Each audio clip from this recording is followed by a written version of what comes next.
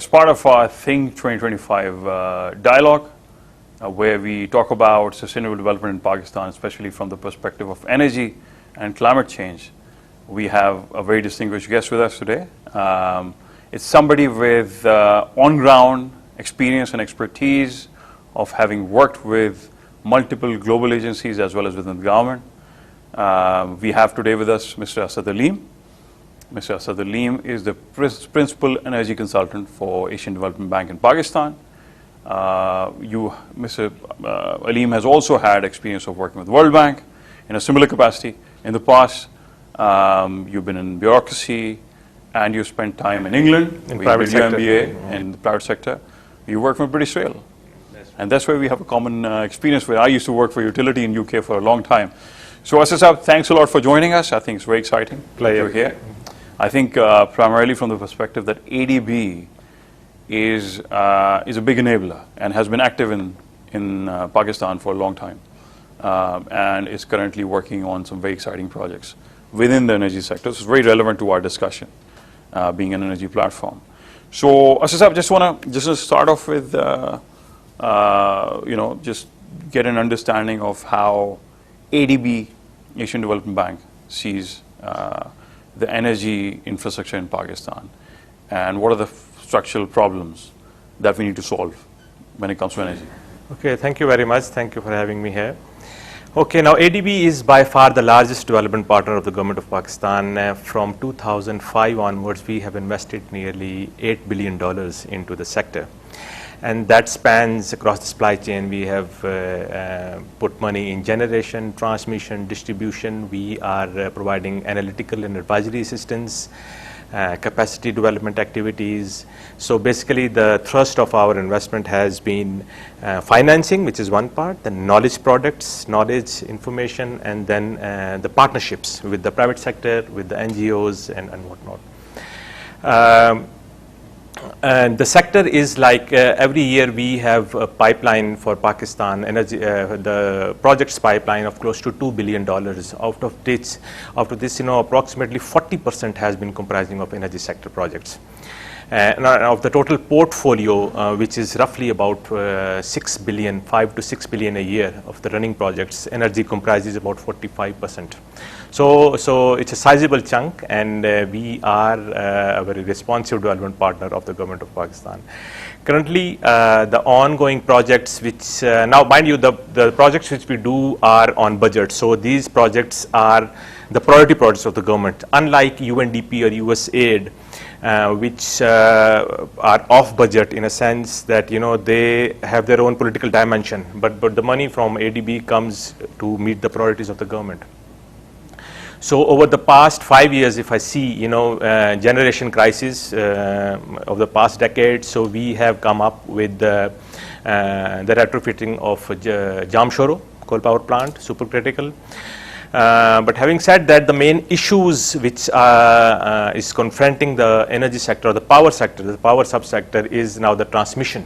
So the transmission bottlenecks, and that is giving rise to huge capacity payments. Over the past 10 years, I would say, in fact, over the past 5 years, about 13 gigawatt power has been added under the CPEC program, but the transmission and the distribution has not kept pace. So this has given rise to capacity payments of about 45 to 50%, and that is adding up to the tariff, which is becoming unsustainable. So our thrust of our program currently, for 50% of the financing is towards transmission and distribution networks. The circular debt, which is a governance and a financial issue, has to be tackled, and this year we are coming up with a reform program which would be spanned over 3 tranches of about 1 billion and comprising some co-financing from other development partners, that is addressing the reforms in the sector. And so we are have aligned our program with the IMF and with the World Bank. So over the next 12 months, we have a program which would curtail or in fact eliminate the flow of the circular debt by the end of 2020. Until and unless there is not sufficient liquidity in the sector, bringing this private sector, or have a competitive market, this does not bode well. because the driver is the cash, so until and unless cash is available for the operations, for the maintenance, as well as for new investments and paying the upstream generators, things would pretty much stall and the investment outlook would be very dismal. So thanks a lot for that. I think it's great and heartening to see how much money ADB is spending in Pakistan. I think we've been starved of foreign investment in dollars. I mean, we know what the situation is with that front. And the fact that you're spending so much money here, I think solve some of our fundamental problems is great. But I'll be a bit controversial here. I think the way we see the energy problem, and I think at the heart of this energy problem, I guess, is the unsustainability of the finances. At the front end, you see this very high cost generation, and all of that, or majority of that, being procured by this single buyer, which is the government. And at the back end, you have, again, the same entity selling most of the power and losing 30% odd of that in the system. So fundamentally, it looks like this common element, which is the single buyer, single seller, is the root cause of a lot of our problems. And you mentioned, private sector participation in this whole equation.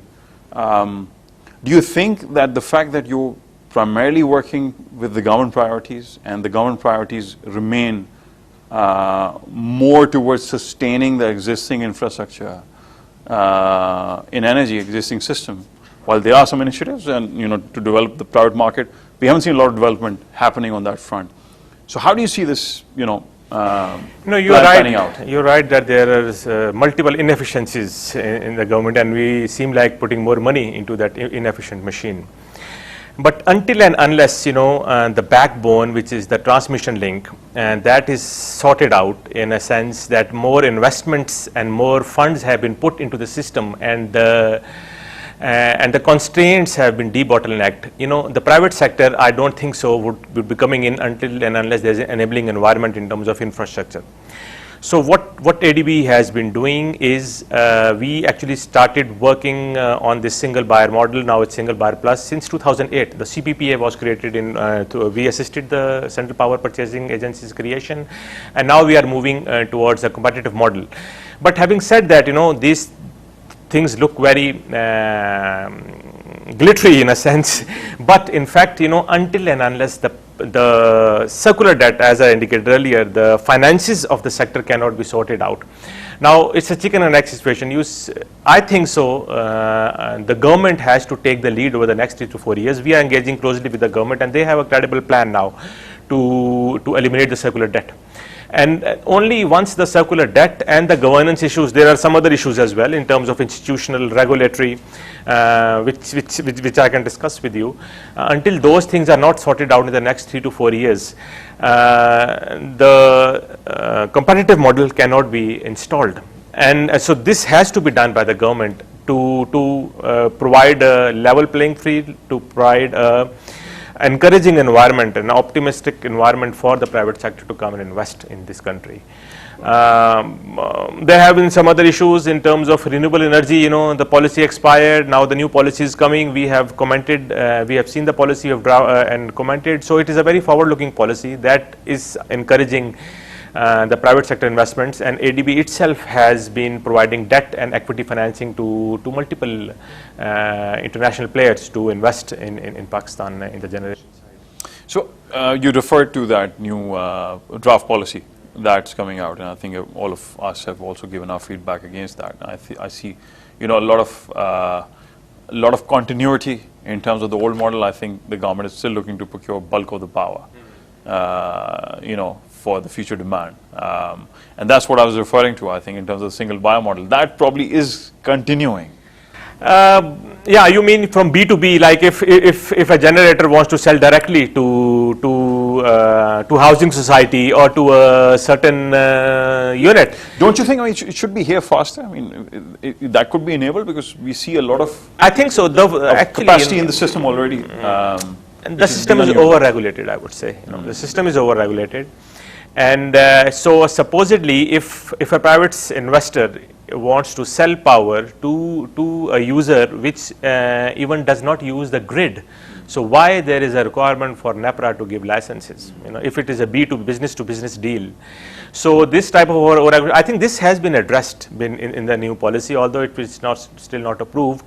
But the targets which they have given and the way they are requesting the donors to assist them in terms of bringing more investment, I think so that would change somehow at the upstream level, although it's still about 55% of the generation is with the private sector, but that would somehow address to bring cheaper indigenous generation, which is the starting point to bring down the cost of power, in the country. Sure. I think it's a step in the right direction, I guess. I think the point we've been making to the government is couldn't come faster. And some of the areas probably they need to think more radically. As you said, I mean, it's over-regulated the market. I think they just need to open up a bit more. And I think the big unaddressed area is the 30%, unaccounted for off-grid customers. I want to talk a bit about the distributed model and what role that could play in the scheme of things going forward, because I think one thing that the forward-looking policy, let's say we've said by 2030 the government wants 30% of the capacity to be from renewable sources across wind, solar. Which is ambitious. I don't think so they will be able to, but at least the targets are ambitious. But there's no mention of how distributed generation will play a big part.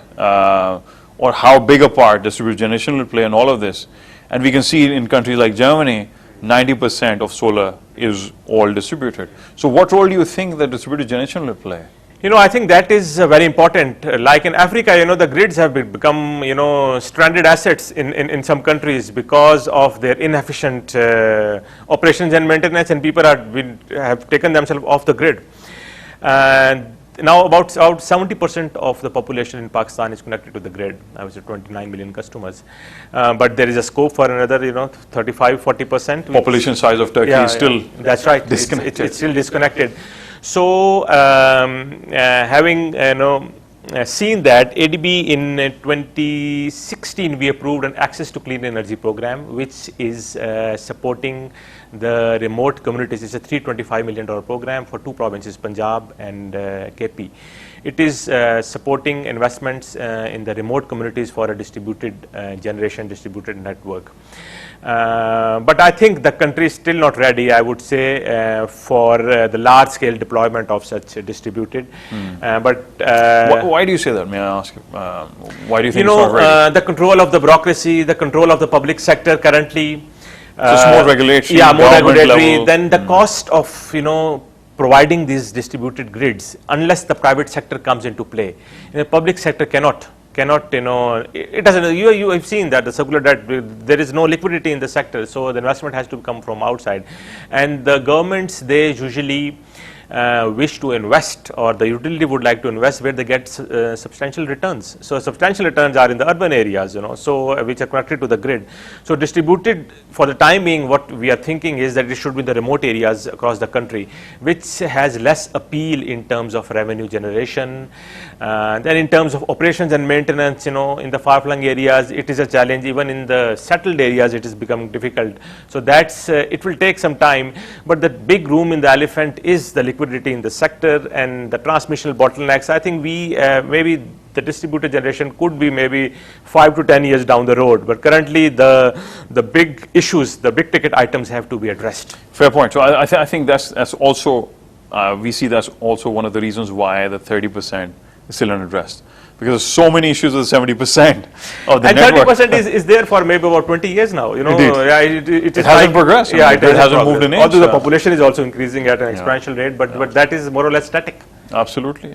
So I think from our perspective, what we see is that probably that built-up area, that built-up grid, is where the private sector could play a bigger part, because the government has done its bit. It's laid out the network, which is an impossible task for the private sector. But now probably it needs to bring in the private sector to solve some of the inefficiencies and problems, and maybe focus on the 30% and regulation. As well as I think this net metering, I think that is a way to go. I have seen in the West. I was in like in Australia, we had a site visit. So I think so that at least ISCO has started this, and I'm not sure about the other distribution companies. I think it's happening all across. It's safe to say. I've heard that some discos are reluctant because they lose their business, but that will be a way to go.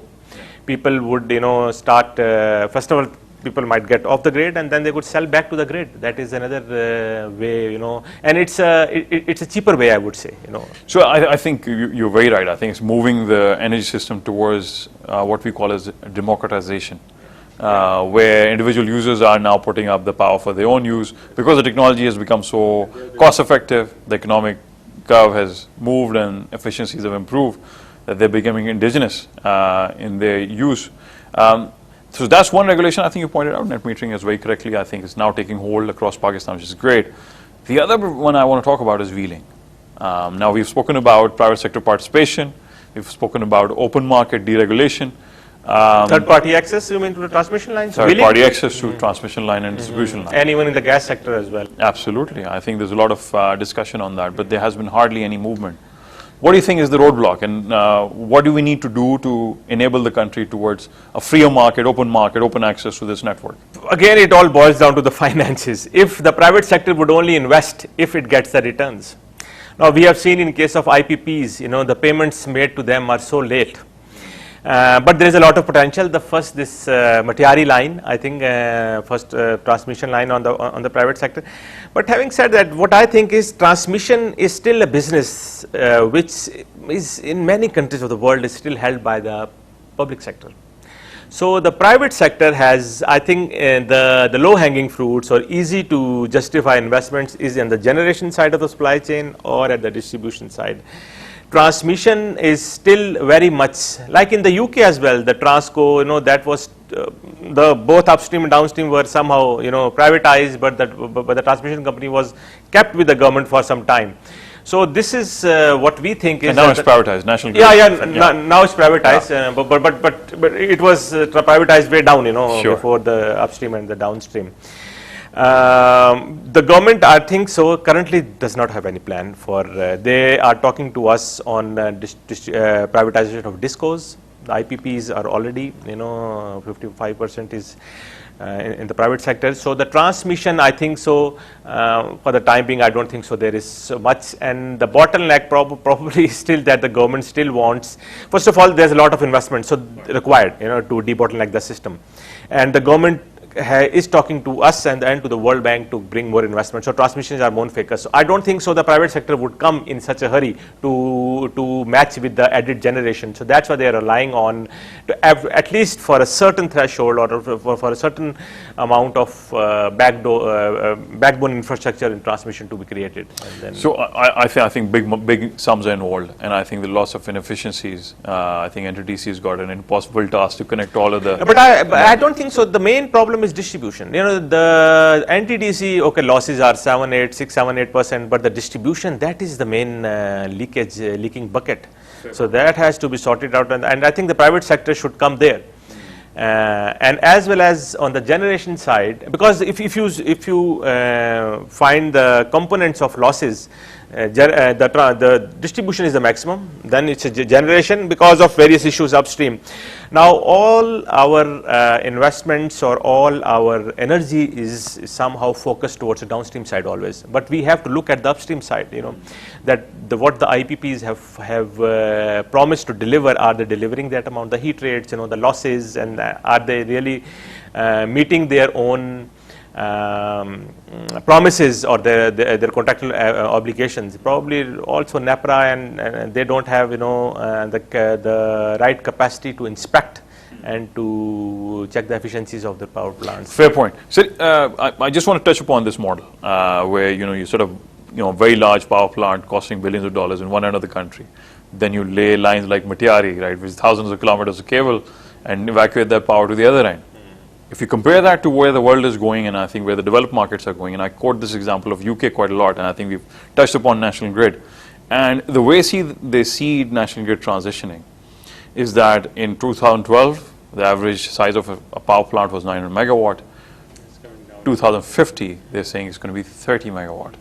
So we normally, when we're doing a presentation, we show this picture where the transmission will completely go out of the picture, and you'll be left with these localized grid. In that context, I guess distribution end, I think, it takes even more precedence. It's very high priority. So what proportion of what you would say is your time and your resources, ADB's resources, are being spent solving distribution problems compared to transmission? Of all our investments, currently at this point in time, about 47% is on distribution and transmission and the funding. And then we have, access to clean energy off-grid, and then Jamshoro plant, which is the generation side. But on the distribution side, what we are bringing is technology. The smart metering project, then eventually it would transform into smart grid project. So that is, I think, the theft has to be controlled through technology. And so for initially this year, actually the project was approved in 2015 for the smart meters in LESCO and ISCO. But we have been requested by the government that for to bring customized solutions, but all technological, like for PESCO, there is a lot of theft. So the aerial bundled cables and maybe the smart meters at the transformer level, so that they know that which feeder is losing what. So this could be one. And then for Balochistan, like tubals is a big issue. So we are coming up with we're designing a solar program at least to get them off the grid and be at the grassroots level. That's what. Yeah. So distribution and the maximum losses, and we have to compete it with technology, and the mafias there. It's such a strong mafia there that from the department side that it's not easy to. Fair point. It's a department, it's a local politics. There's a lot of dynamics locally that then need to be addressed. So I just want to touch upon two things quickly. One, I think renewable energy. Overall, I think renewable energy picture. I think it's fair to say that we've been lagging behind as a country compared to the rest of the region, compared to the rest of the world. Again, we see a situation where we are behind the curve and we're trying to build that sequential model towards development. What are the big impediments towards integrating more renewable power into our grid? I mean, there was this GOPA study which was kind of misleading at times because it treated the grid as one big monolith, one big network.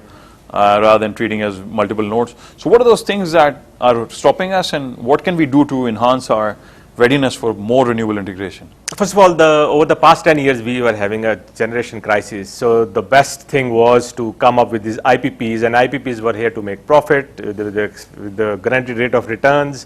So the thermal was the quick fix. And there was no planning because it was all crisis situation. So we had to bring up generation rental or whatever was available. So I'll be a bit more controversial now. So does the trade deficit, does the secular debt? Yeah, that's right. 41%, like is imported fuel still. And that's a big. But the countries which have really made strides in renewable, if you quote China or India, I would say that they have a comparative advantage, and the manufacturing facilities are there. So the solar panels, the wind turbines, they are manufactured in India and China. That's why they had such an exponential growth. So Pakistan, with this new renewable energy policy, now they have to make a mind, they have to position themselves whether they want to be a hub of manufacturing to export, as well as once the manufacturing facilities are there, I think that really gives an impetus to increase the renewable energy capacity in the country. This is ADB's work, and we come up that. That's why China, and even Germany, it used to be Germany. So indigenization, you're saying to improve our economics? No, the generation, the manufacturing of the equipment, if it is available in the country, it is much cheaper. It's much cheaper. To compete, to the other sources of generation.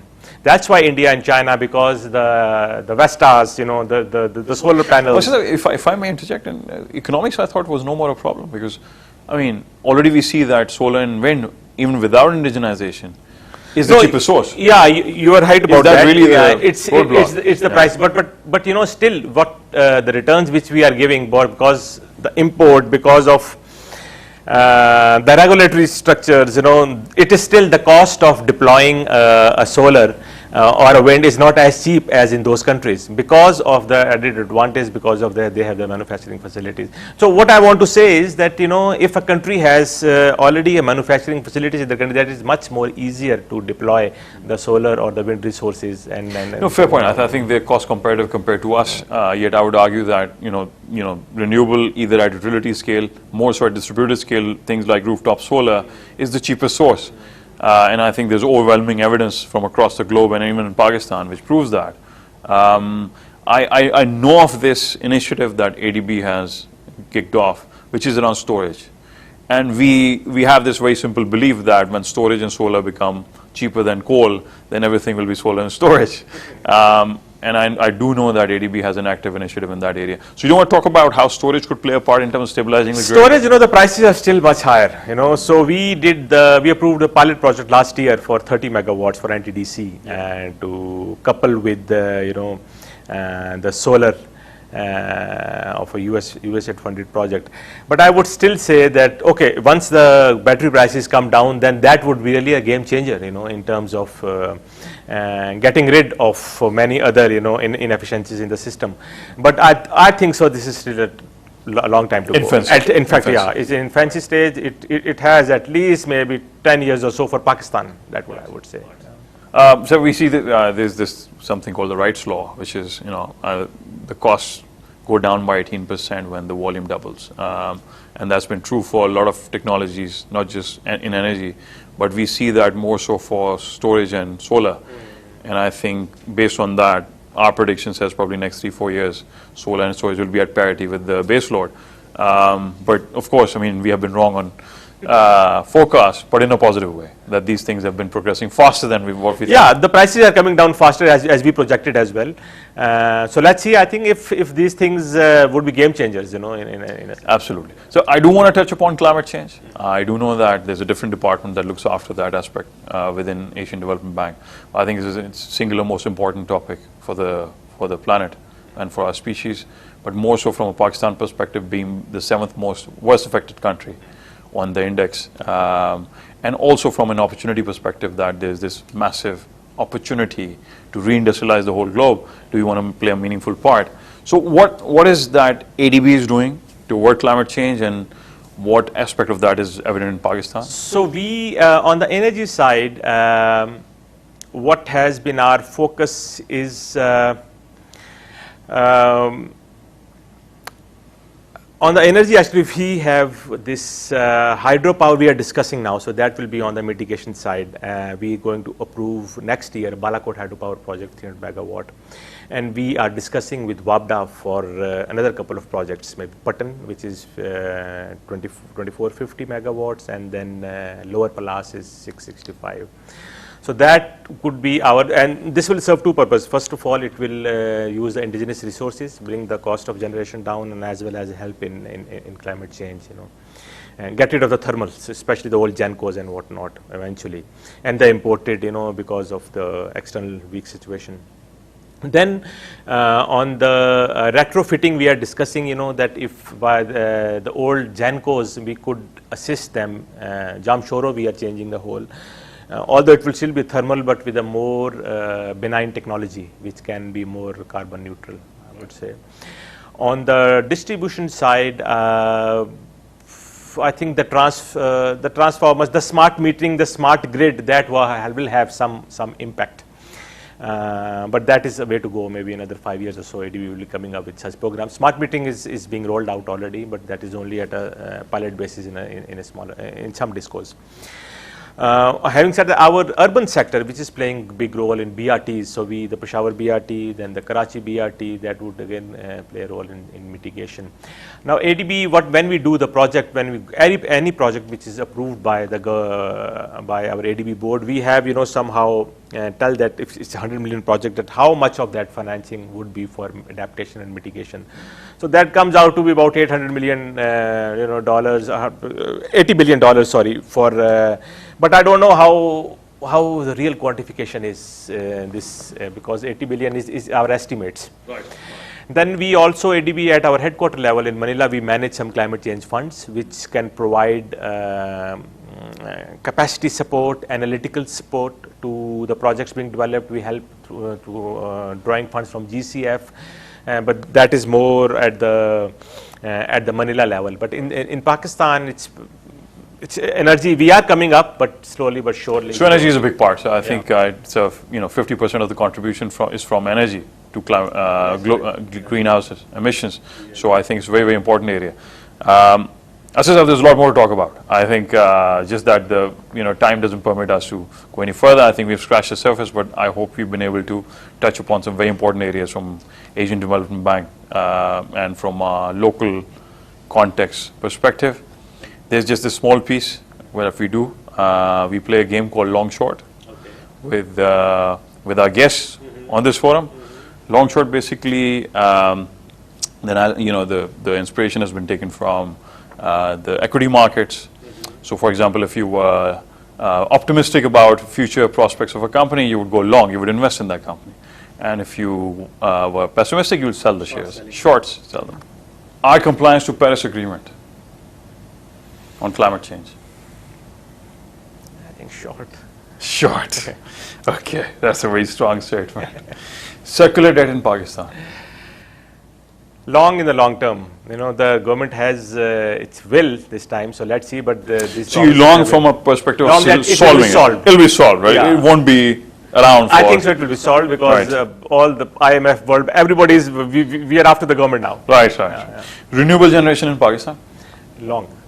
Right. Distributed generation. I think short in the short term, and then maybe once the other things are set in place, I think then it will be long. Yeah. Pakistan's performance against sustainable development goals. I think it's medium. I would say it's short. I think so. Right. Because we have been changing the goal. Well, in fact, UN has been changing the goals after every few decades. So, but Pakistan's performance on the social indicators is not that great. Right. The final one would be readiness of industry to address the challenges of climate change going forward from a sustainability perspective. I'll rephrase this. So sustainable development in the commercial sector.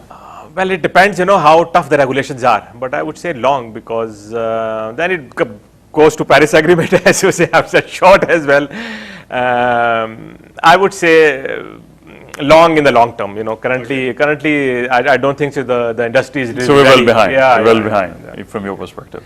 So Asad, it's been good fun. I think we've learned a bunch of things from you. I think thanks a lot for taking time out. I think ADB is doing some very valuable work, and we can only thank the organization for its contribution to the local economy. Thank you. So thank you very much.